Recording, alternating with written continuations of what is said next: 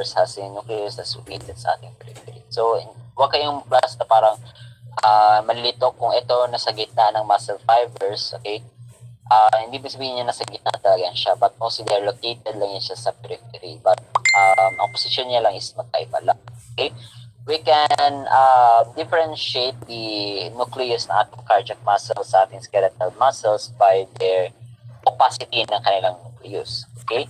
So mostly, mas darker po yung nucleus ng ating skeletal muscles because they are located niyan siya outside sa ating they're located niyan siya outside sa ating cells. Okay? Sa outside or parang sa periphery ng ating cells. So kung nasa periphery niyan siya, mostly they can wala na siyang natatabunan na iba pang connective tissue. Okay? Or ibang substances natin that would obscure ng ating tissue. So mostly dark stain po yung nucleus ng ating skeletal muscles. Sa cardiac muscles naman, class ng nucleus niya kasi is located sa gitna. So mostly yung ating yung staining ng nucleus ng ating cardiac muscles is mostly as lighter compared sa ating skeletal muscles. Okay. So next naman is yung kulay ng ating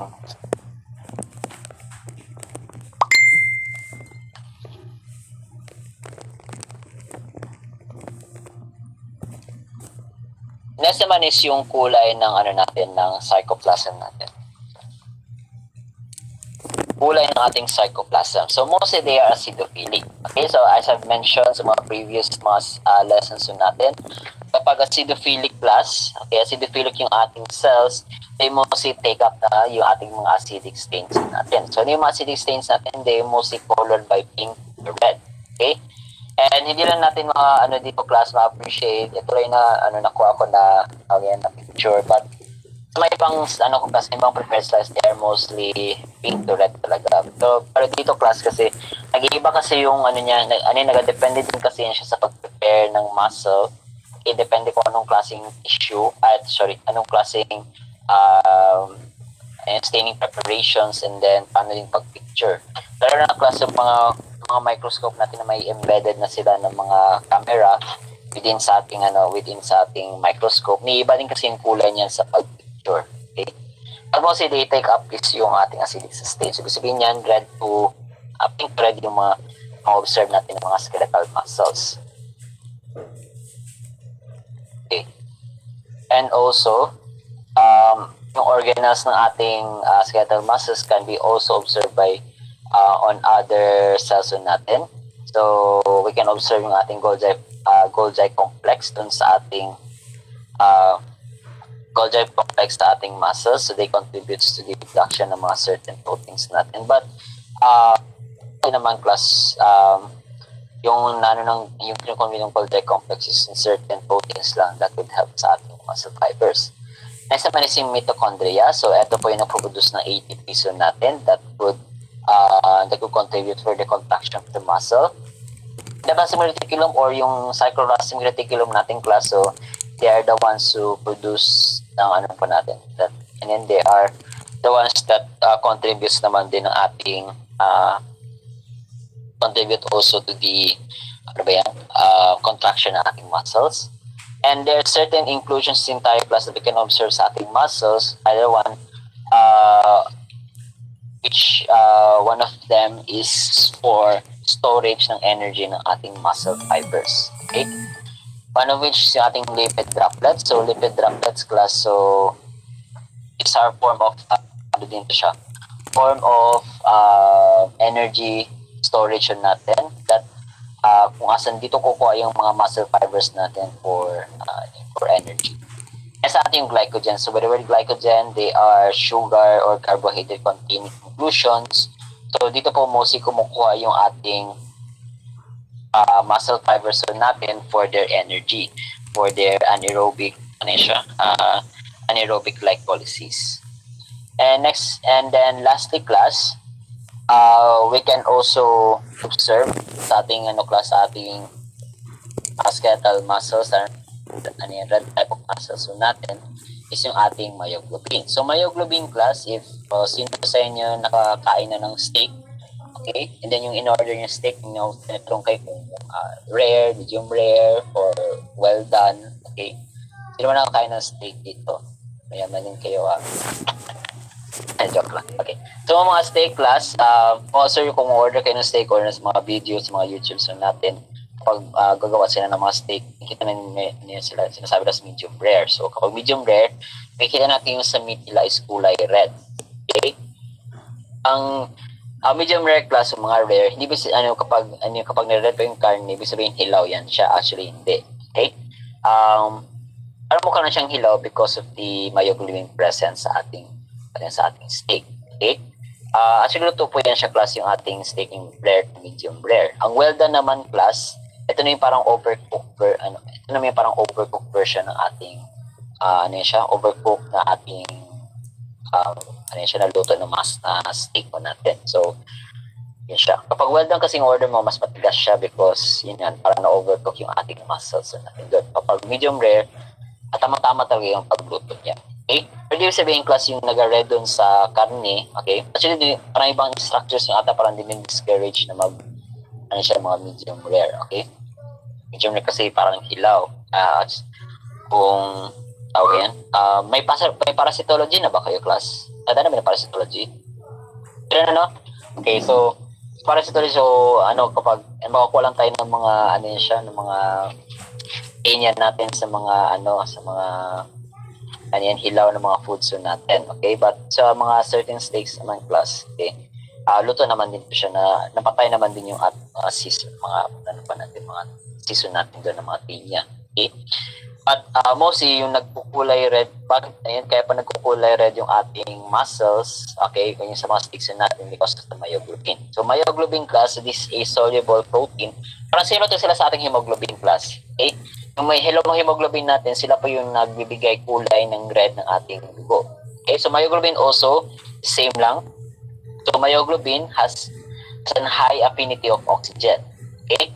So sila po yung parang nagpa-function ng parang hemoglobin ng ating muscles. Okay? So every time na mumupo yung muscles natin, kailangan din po niya ng oxygen to function their metabolism. Okay?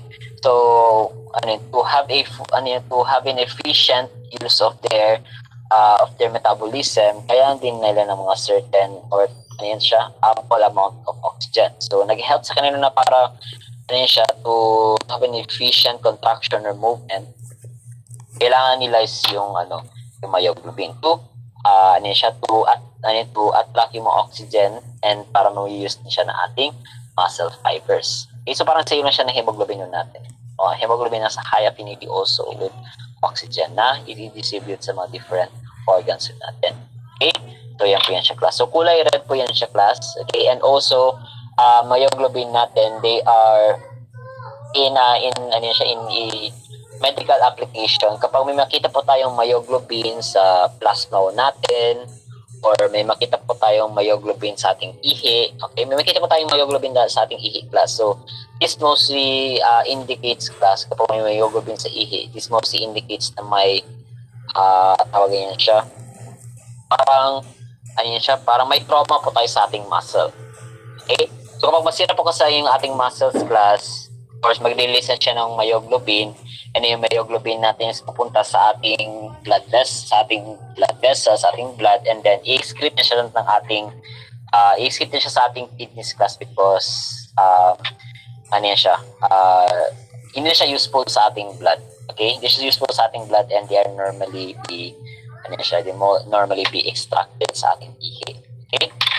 And then there are certain times class na kapag may high amounts of myoglobin po tayo sa ihi, this mostly indicates na parang masisira din po yung ating kidneys. Okay? Kapag parati po kasi class na parang ini-excrete yung myoglobin natin, okay? O parang may high amounts of myoglobin na excrete sa ating kidneys, they are mostly toxic na yan siya sa ating kidneys. O kaya class, kung may narinig kayo na parang nag-undergo ng fraternity, kung asan pinapalo sila, kapag malaki-laki na po kasi yung parang area ng pasa, okay? Kapag malaki-laki ng area ng pasa, parang pinapa-undergo na yan sila ng dialysis. Okay? Pina-undergo na siya ng dialysis because ano siya, para hindi na po masira yung kidney. So, dinadala na sa dialysis para ma-further remove lang po yung yung myoglobin na nagdadali sa ng blood vessels, and para hindi po hindi po masisira po yung ating kidneys. Okay? So, yan po yan siya. So, let's move on na sa ating next bullet. So, cytoskeleton class. So, cytoskeleton, these are the one, or ito po yung parang responsible kung asan bakit po nagko-contract po yung ating muscles. So, they are mostly made up of myofibrils natin. Okay? So, fibrils class, they exhibit transverse striations that is found sa mga striated muscles natin. Okay? So, as you can see here, so dark bands class, dark bands or otherwise known as A band or anisotropic bands. So, tinawag sa anisotropic because they vibrate certain polarized light. Okay? As kung sa letter A, ito po class, ito yung letter A natin. Okay? Ito yung dark band or A band natin. Sorry. And then for the light bands naman or isotropic bands or I bands. Okay? Ito na ang I bands class because they don't vibrate certain polarized light. Okay? And ito, kapag nasa dark sila class, ibig sabihin ito po yung mga dark A bands natin. And yung B, and then yung light bands naman or yung I bands naman, ito yung mga light structure naman sa ating muscle cells. Okay? Ito yan sila. And this bands class also contributes to what we can observe sa different myofibrils natin sa ating skeletal muscles. Okay. Among the bands class, you can also observe more distinct zones, especially kapag gagamitin natin is yung ating yung ating electron micrograph. Okay. So, eto class, first naman, distinct zones that we can observe dito sa ating class mga bands is yung ating Z-line or Swiss-Scheiben line. Okay? Prepare kayo class, baka fill in the blanks niyo sa inyong mga quizzes. Joke lang. And the multiple choice ko lang to. Pati ako class, hindi ko to siya kaya siya spell. Kung kaya to siya ma-spell, confident ako siya i-fill in the blanks din siya. Pero, multiple choice lang yan siya. Parang kahirap naman siya gawing i-spell out. Okay? So, Swiss-Scheiben, dulo pag pronounce yan, Swiss-Scheiben. Parang Arnold Schwarzenegger lang yan siya. So, Swiss-Scheiben line. So, Z-line, ito po class, ito po yung nagbabisect ng ating I-band. Okay? So, yung composition ng I-bands kasi nating class are mostly thin filaments to sila. But we will be discussing this later on sa natin conceding slides natin. So, ito yung nagbabisect sa ating. And yung H-band naman class, ito naman is yung parang lighter zone ng ating A-band. Okay? They mostly composed ng ating, ito class H-band or H-zone is they mostly composed ng ating thick filament that we'll be discussing also later on.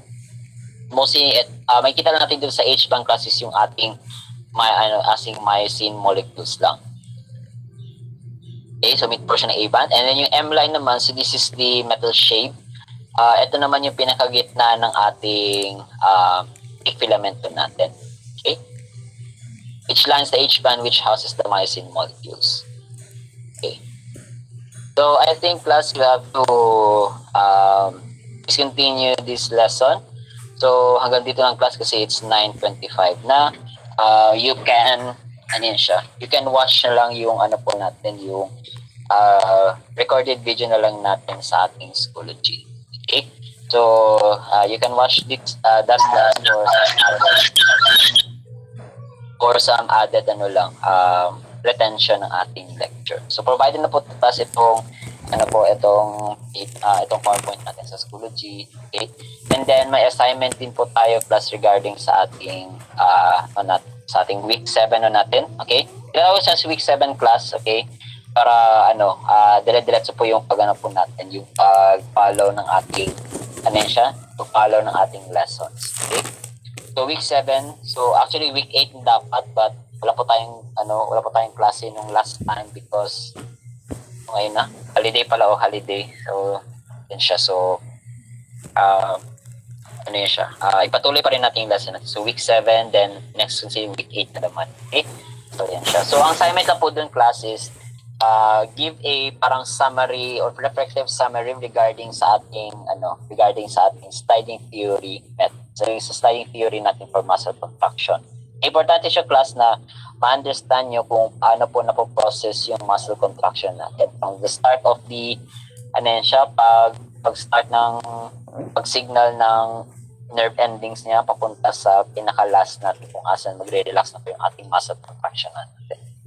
Okay, so ganun lang po yan siya, class. So I hope na magawa po yung assignment, class, this week, because this could help also and help you also to understand yung ating sliding theory po natin. Okay, so with that, class, kindly we have to end this lesson. So before we end, kindly turn on your camera for our attendance. Ito lang pa. I think this is ito lang ata siguro ang okay. Ang habol pang iba. Ito lang.